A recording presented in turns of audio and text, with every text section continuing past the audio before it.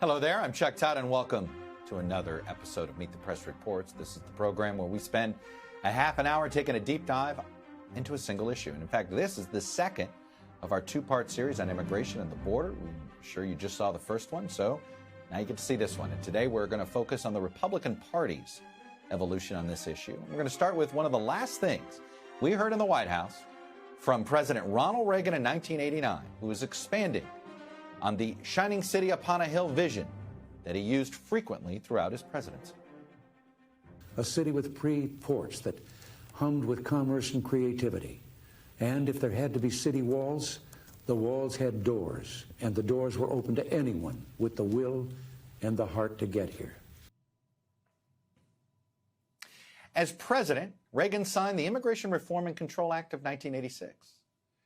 The act increased border security. It penalized businesses which knowingly hired unauthorized immigrants. And it also extended temporary legal status and a pathway to citizenship to millions. These days, it's been shorthanded to simply Reagan signing a bill for amnesty. But 3 decades later, Republican President Donald Trump was promising to build a wall between the United States and Mexico. Folks, this transition did not happen overnight. Over time, views that were once on the fringe came to have more and more influence over the party's agenda, including at the state level. It started with the California Republican governor who needed to win re-election. It was Pete Wilson's Prop 187. It was designed to deny basic education and health services to undocumented immigrants. But as I said, it was also designed to help him win re-election. At the federal level, with Republican lawmakers scuttling efforts at a grand bargain in President Bush's second term. You also had the Gang of Eight effort under President Obama in 2013 and 2014 scuttled. And of course, the final failed effort under President Trump in 2018. So in this episode, we're going to look at how and why that happened, and also take a look at how immigrants themselves do end up shaping the country's politics. But first, let's start with my Telemundo colleague Vanessa Ock on how the party that once championed the shining city upon a hill came to vote for an impenetrable wall. I think the time has come that the United States and our neighbors, particularly our neighbor to the south, should have a better understanding and a better relationship than we've ever had. This was candidate Ronald Reagan at a GOP presidential debate in 1980. Rather than making them or talking about putting up a fence, why don't we work out some recognition of our mutual problems? So help me God. I congratulate you, sir. After he became president, Mr. Reagan's administration granted amnesty to nearly 3 million undocumented immigrants. The president believed that migrants were part of the fabric of American society.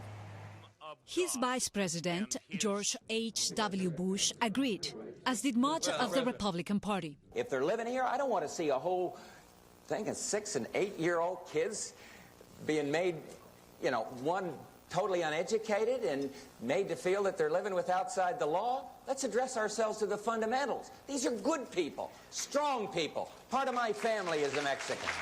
By the time of the 2016 presidential campaign, Republican voters embrace this. They're not sending their best. They're bringing drugs, they're bringing crime, they're rapists, and some, I assume, are good people. Donald Trump launched his presidential bid, dismissing Mexican migrants as murderers and rapists, and promising to build a wall along the Mexican border. Every citizen benefits when we have a strong, beautiful border.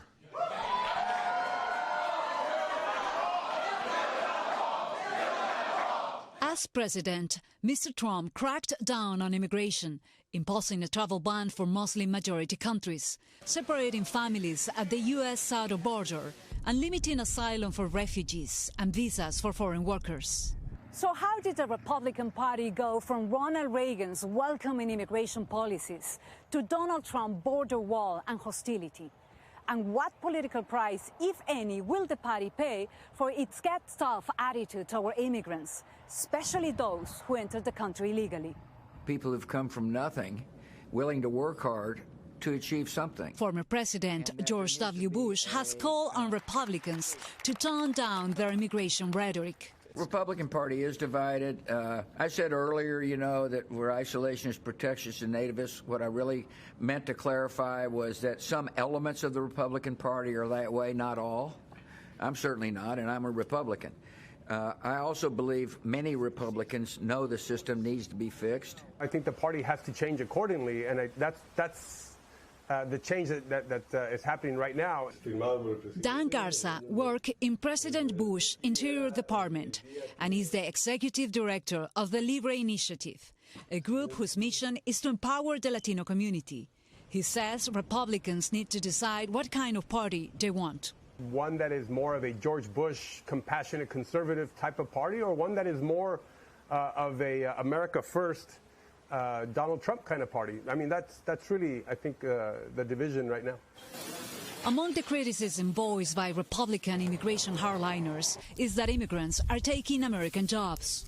They're taking our jobs, they're taking our manufacturing, they're taking our money, they're taking everything, and they're killing us on the border. Well, we know that all of the employers in the United States are always seeking to employ immigrant workers because they know that they will work very, very hard. Dolores Huerta is a civil rights activist and a Latino icon who, with Cesar Chavez, fought for decades for the rights of migrant workers and co-founded the organization that became the United Farm Workers. Immigrants come to the United States because they are trying to find a better life for themselves and their families, often escaping poverty, escaping violence, and so they are extremely dedicated. I would say that most of our workers, if not 97 or 98%, are migrants. Buenas tardes. Joel Del Bosque is a farm owner in California, where a quarter of all immigrant workers live. He employs over 350 farm workers in the San Joaquin Valley. They are vital to his business because they do works others avoid. They can work the whole day and they never complain. They're hardworking people, and we're very, very grateful for them. Juan is one of Del Bosque's workers. From the 7 years I have been working, I only seen like 2 or 3 people, white people, working here, African American as well. They only come like for a day or 2, and they never come back. And they say it's pretty hard. Another complaint from some Republicans is that illegal immigration is out of control. And you're seeing this crisis at the border that is created by the Biden administration right now and by the Democrats in Congress. Raul Labrador is a former 4-term Republican congressman from Idaho who worked to pass immigration reform. He says President Trump's immigration policies were successful. You saw the number of people coming to the border illegally actually go down. You saw the numbers reduced. You saw the enforcement increase. And that's what the American people want. And frankly, most Hispanics want that. Illegal immigration at the border is now new. In fact, apprehensions peaked early in the century, then stabilized for a decade before rising again. Still, a large influx of immigrants has unnerved many Americans who worry about the country's changing demographics. I think there's been a concern, an angst about the changes in America, and a lot of that has to do, obviously, with how culture changes, how the face of America begins to change. As you know, they call it the caravan. Despite his harsh anti-immigrant rhetoric, President Trump gained 4 points among Latinos in the last election. One reason, many Latinos hold traditional conservative views. I'm a business owner, and I don't want the government to be telling me what to do or to put many regulations on me. For me, that's very important. Latinos are naturally conservative because we believe in family, because we believe in our right to work and put food on the table for our families, because we believe in free speech, because in our countries where either we or our parents came from, we didn't have that. It's that kind of conservative-leaning attitude that encourages Republicans like Congresswoman Maria Elvira Salazar of Florida. She hopes a spirit of bipartisanship will eventually lead to meaningful immigration reform. All they want is dignity. They do not want to wait for this path to citizenship that never comes. They want dignity now. And what does that mean?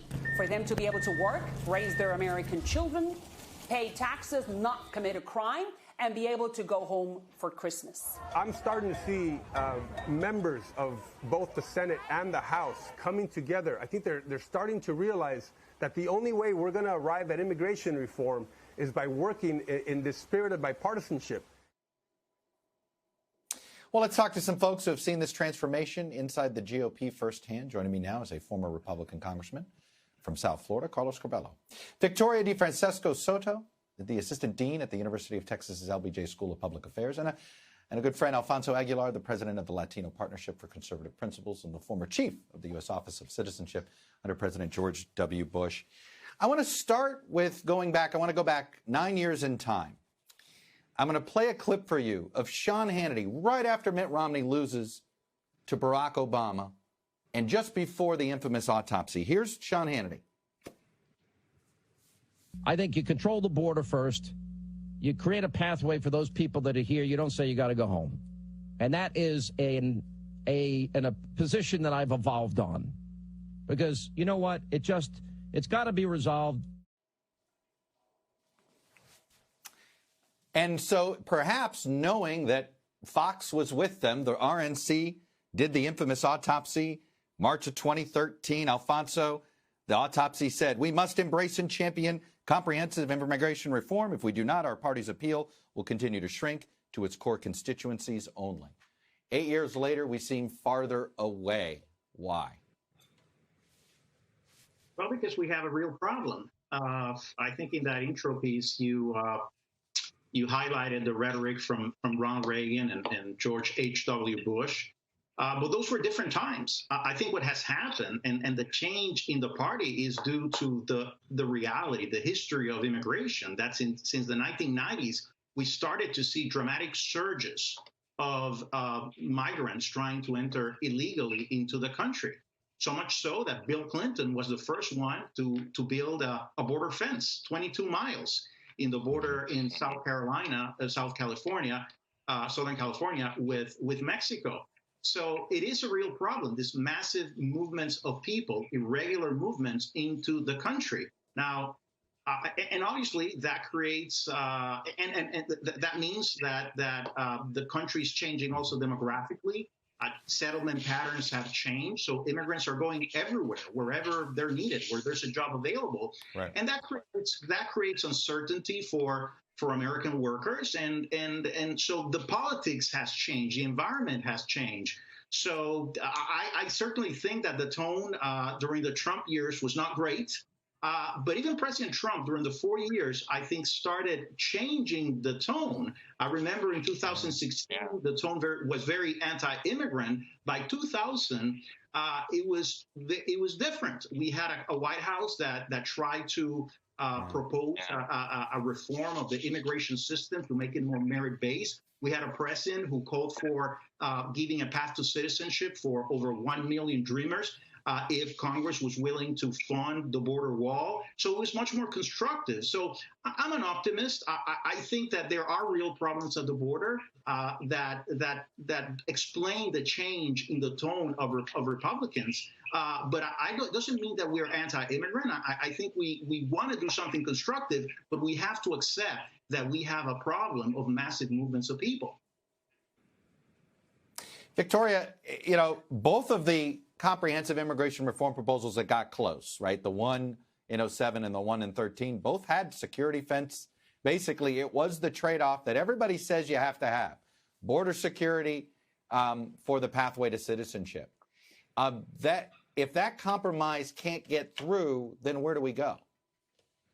So I would say in the last few decades, the focus has been on this big omnibus immigration bill, comprehensive immigration reform.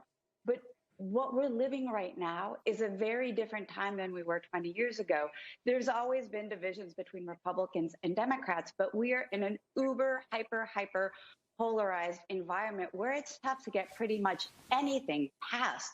So in light of that, I think that we have to look at these smaller piecemeal bills. So let's talk about the Dreamers. Let's talk about temporary work visas. Let's talk about student visas. Let's talk about high skill visas. There are a gazillion pieces that go into immigration reform. And I think this is where we're going to have to focus on. In an ideal world, it works together. That's where it is most effective, but we're not there politically. And I wanted to zoom out a little bit, Chuck. I teach immigration policy here at the University of Texas. And on day one in my classes, what do we talk about? We talk about push and pull factors. And the truth of the matter is that not much has changed in terms of that. What we've seen is the demand from the American side continuing on. The problem with IRCA that you showed at the beginning of the clip wasn't the amnesty piece. And everybody focuses on the amnesty piece. One of the biggest parts of IRCA was about the employer sanctions, and that never was put into place. So over the last 30, 40 years, American employers have been hiring undocumented immigrants without any repercussions. So I think this is another key piece that we need to think about, is what is that pull factor that brings immigrants to the United States? And Carlos Curbelo, we have a labor shortage issue. I'm sure you heard it from the tomato farmers in South Florida, which I think were in your district at the time, to folks out in California. You heard there. I've talked to a former congressman from Wisconsin, Reed Ribble, who said it's a massive issue in Wisconsin, the labor shortage here. And it's putting businesses, either they have to, in their minds, break the law or go under, because they can't find the workers. That's right, Chuck. It's a true economic issue. It's not just about immigration. It's about the American economy and the needs that we have in this country, especially now. I mean, we have restaurants that can't find people to hire. I mean, I reached out, a couple of friends of mine reached out to me saying if I knew anyone who wanted to work because they can't operate their restaurants. So this is an economic issue. But the reason we end up in this immigration dead end every time, Chuck, is because for both parties, the politics of immigration are too attractive. They are too enticing. For Republicans, it's really easy to blame anything on illegal immigration, to scapegoat undocumented immigrants, because, for most Americans, they don't know an undocumented immigrant, or they may know them, but they don't know they're undocumented. So they don't understand that these are people, for the most part, who are contributing, who are making life better for themselves and for other Americans. And then for Democrats, it's also very attractive every 2 years to go to America's Hispanic community and say Republicans don't want anything to get done. They want to get everyone deported. They're anti-immigrant, anti-Hispanic. Right. So that's why we get stuck in this dead end. Both parties have had the opportunity to get what they want. In 2018, we put a bill on the floor that included a $25 billion advance appropriation for border infrastructure, including levees in some of the most porous parts of the border. We had a pathway to citizenship for Dreamers in that bill. No Democrats voted for it. Donald Trump did not come out and support it, even though it included some of his biggest immigration priorities. Why? Because they wanted to talk about it in November of 2018, and they wanted to use the issue to motivate the base and to get people out, get them angry, and vote against the other side. Alfonso, language here has been an issue, and I wonder, and you look, and Donald Trump's language is quite familiar with anybody that spent decades in politics. I want to show a little mash we put together between Donald Trump's rhetoric and the rhetoric from somebody who was a bit on the fringe on immigration in the 90s. Take a listen. Today we call for a new patriotism, where Americans begin to put the needs of Americans first. America first will be the major and overriding theme of my administration. Our own country is undergoing the greatest invasion in history. We have an invasion of drugs, invasion of gangs, invasion of people. We must take back our cities and take back our culture and take back our country. We have to do something to take back our country. Why can't we put along that border a security fence? I will build a great, great wall on our southern border. It was interesting. Raul Labrador said that the failure to get immigration reform done is how Donald Trump ended up the nominee in 2016. How is it that he was able to essentially use Buchanan's campaign messaging, which didn't work for Buchanan in 92 and 96? Why did that end up working in 2016? Well, because as I've said, you've seen an incredible growth of the immigrant populations throughout the country, really transforming cities and communities. Personally, I think for the better. But that creates uneasiness for American workers who see that income inequality continues, and it's easy that they have a harder time providing for their families. They have to work 1 or 2 jobs. And it's easy to blame immigrants. Just the fact that immigrants are arriving in the community causes uncertainty and uneasiness. They don't understand where they're coming from, their cultural differences. So it's easy to play politics with that. Having said that, I wouldn't say that Donald Trump is Pat Buchanan. Pat Buchanan was a committed restrictionist, nativist. I don't think Donald Trump is. And as I've said, during the 4 years that Donald Trump was in office, every single year we issued 1 million green cards. Every single year. Every single year we naturalize over 700 or over 800,000 new citizens every year. So we continue to be a welcoming nation. Now, yes, the system continues to be dysfunctional. We need to find a way. I think something that Donald Trump proposed was, and he was in a unique position to actually get something done because he had so much support from Republicans, was to provide a path to citizenship for Dreamers if Democrats were willing to provide funding for border fencing. That's an easy agreement going to Victoria. And he didn't take it, Alfonso. And he didn't take it. The agreement was made and he didn't take it. I mean, I think that's what Carlos was saying. It was there and he didn't take it, which is, I think, tells you. And Chuck, let me just say, whether Donald Trump is personally a nativist or not, I can't get in his head, and quite frankly, I don't want to.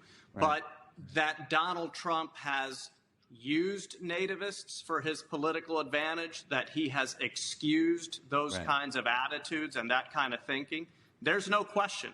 And look, in the short term, I think that's helped Republicans in some parts of the country. But in the long term, that is a losing strategy. Rising generations of Americans have no tolerance or appetite for that kind of thinking. But Congressman, I do think that's an unfair generalization because, yes, he's made some terrible statements, has had a very bad tone, but not only in immigration, on many issues. But let's look at the policy. When Donald Trump proposes changing the immigration system to make it merit-based, as Jared Kushner proposed, without reducing legal immigration, that's not anti-immigrant. When he proposes giving over 1 million people a path of Dreamers, a path to citizenship, that's not anti-immigrant. Politics is the art of the possible. We could have achieved something even with Donald Trump. Democrats were just not there to get something done. Victoria, I want to land this plane on an upbeat note. I want to play one of Ronald Reagan's last campaign stops that he ever made. Take a listen to what he said. I received a letter not long ago from a man who said, you can go to Japan to live, but you cannot become Japanese. You can go to France, and you live and not become a Frenchman. You can go to live in Germany or Turkey, and you won't become a German or a Turk. But then he added, anybody from any corner of the world can come to America to live and become an American. Victoria, that is what makes our immigration system different. Chuck, we are a nation of immigrants. On my dad's side, the DeFrancescos and the Feingolds came over through Ellis Island. And my mom, who was born in Mexico and crossed over 30 years ago. I am America, just as all immigrants who make up this country, no matter how long ago their forefathers came here. Carlos, Victoria, Alfonso, I think this panel shows why it's been difficult and at the same time why we all have to remain optimistic. Coming up, we're going to take a look at the impact of immigrants themselves on American political life. Stay with us. And we're back, and we actually got time for a special Meet the Press Reports edition of our Data Download. We spent the episode talking about how the issue of immigration impacts our politics. So now let's take a look at immigrants themselves, where they live and how they do impact politics. So check this out. From 2010 to 2019, 68% of counties saw an increase in foreign-born populations, and nearly 200 counties saw an increase of 5,000 individuals or more. In fact, some of the places that saw the biggest raw increase in immigrants include Harris County, Texas, Houston, adding more than 225,000 foreign-born people alone. Others saw more of a modest increase, but big relative to the county's size. For example, Forsyth County, Georgia, saw its foreign-born population nearly double. In fact, sometimes as immigrants become part of the fabric of the community, they change the attitudes overall around them and can even become an important electoral bloc themselves.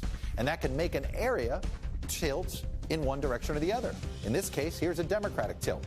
If you look at Gwinnett County, Georgia, the Atlanta suburbs' foreign-born population increased 19% from 2010 to 2019. And guess what? It went from going to John McCain by 11 points in 2008 to being a Biden stronghold in 2020. There are, of course, other factors at play in that shift. Suburbanites moving away from the GOP, college-educated voters, but clearly, the growing immigrant population also plays a role. But in other cases, as groups of immigrants move in an area, there can be a backlash among longtime residents. So, for instance, take Lucerne County, Pennsylvania. That's home of immigration hardliner and former Congressman Lou Barletta. Its foreign-born population increased by 61% over this last decade. But look at this. It went from being an Obama plus 9 state in 2008 to a Trump plus 15 state in 2020. Now, over time, a lot of these foreign-born individuals became naturalized citizens, and that's a chunk of the electorate that is significant and growing. So, for the 2020 election, Pew estimated that more than 23 million eligible voters were naturalized citizens. Believe it or not, that's about 10% of the entire potential electorate. It's more than half of those eligible voters are Hispanic or Asian, which our exit polls tell us right now tend to lean more Democratic as a whole. But it is such a large portion of the electorate, naturalized citizens are a key group for any candidate running for office. Trust me. So that's all we have for Meet the Press reports this week. Next week, the most educated generation in our nation's history is without a political home.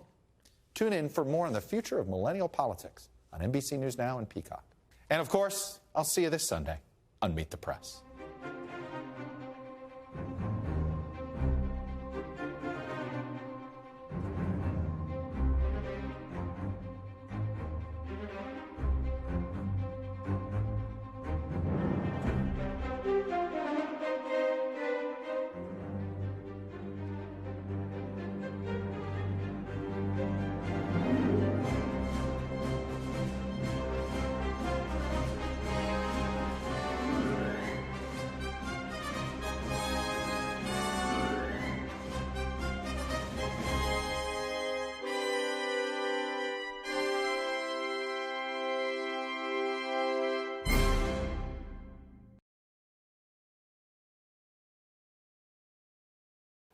Hey, thanks for watching our YouTube channel. Follow today's top stories and breaking news by downloading the NBC News app.